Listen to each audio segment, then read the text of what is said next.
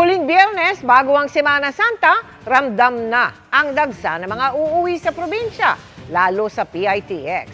Ang sitwasyon doon at iba pang mga terminal, tinututukan live ni Sandra Aguinaldo.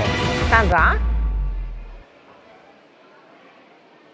Yes, Mel, patuloy nga po ang pagdating ng ating mga kababayan dito sa PITX at inaasahan, Mel, na mas marami yung mga kababayan natin na pupunta rito para umuwi sa iba't ibang probinsya kumpara noong nagdaang taon. At kanina nga po ay nagpunta rin kami sa NAIA Terminal 3 para kamustahin ang sitwasyon doon.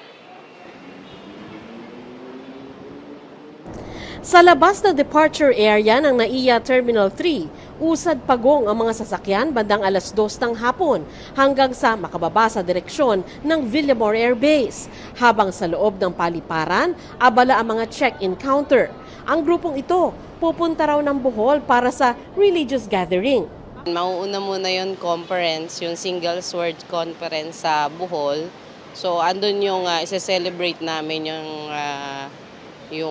Palm Sunday doon. Siyempre, gusto rin naman namin makita yung ganda ng Bohol.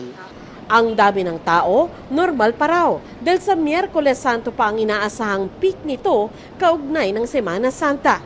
So we're anticipating above 1 million na passengers po natin. Because we will be manning itong mga Oplan help desks natin. No? So definitely per terminal, meron po tayong key official so that we can fix our processes, our protocols, so that as much as possible, no, we want to have fast queuing, no, para po wala po tayong mga long lines during this Semana Santa. Pinaghahandaan na ang dagsa mula sa check-in, baggage handling, pati ang oras ng mga flight para di ma-delay. Pinaghahandaan din sakaling magka-power interruption. Sa PITX naman, ramdam na ang pagdami ng pasahero na inaasahang papalo sa 130,000 ngayong araw. Mas marami sa karaniwang 110,000 lang. Si Arnel Aisorena kasama ang 15 kaanak pauwi sa Catanduanes. Napaka-espesyal kasi pinaghahandaan talaga to. Matagal na panahon para magkita-kita. Pagkatapos ng Semana Santa, yung reunion na. Sa Miyerkules ng gabi pa inaasahan ang peak ng pasahero dito sa PITX. Mula ngayong araw hanggang sa March 29, posible raw umabot sa 1.7 million passengers ang masaserbisyohan ng PITX.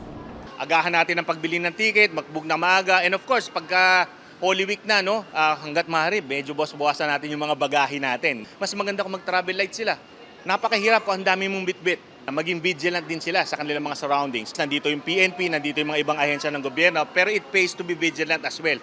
Kaunti pa naman ang pasahero sa Araneta City Busport ng daanan namin kanina. Pero inaasahang dadami ito simula ng Holy Week. Mel, inatasan po ng LTFRB ang kanilang mga regional offices na mag-inspeksyon sa mga terminal at magsagawa ng random drug testing. Samantala ay kanila pong in-extend yung kanilang special permit para sa mga babiyahe hanggang April 14. Mel? Maraming salamat sa iyo, Sandra Aguinaldo.